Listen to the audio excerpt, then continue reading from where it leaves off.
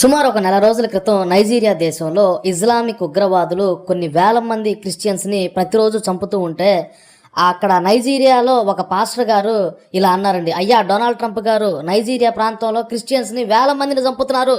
అయ్యా Donald Trump గారు, దయచేసి మా మా దేశాన్ని కాపాడండి. ఇక్కడ ఇస్లామిక్ ఉగ్రవాదులు కొన్ని వేల మంది క్రైస్తవులను ప్రతిరోజు చంపుతున్నారు. సమాధులు పూడ్చలేక మేము అల్లాడిపోతున్నాం.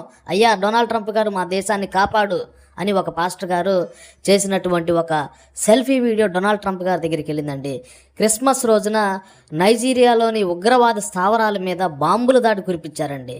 పెద్ద పెద్ద ఏరోప్లేన్లు, జెట్ ప్లేన్లతో డొనాల్డ్ ట్రంప్ గారు అమెరికా నుంచి పెద్ద పెద్ద జెట్ ప్లేన్లతో ఐసిస్ ఉగ్రవాద స్థావరాల మీద దాడులు జరిపి చాలామంది చనిపోయారండి. హ్యాపీ క్రిస్మస్ అన్నాడండి డొనాల్డ్ ట్రంప్.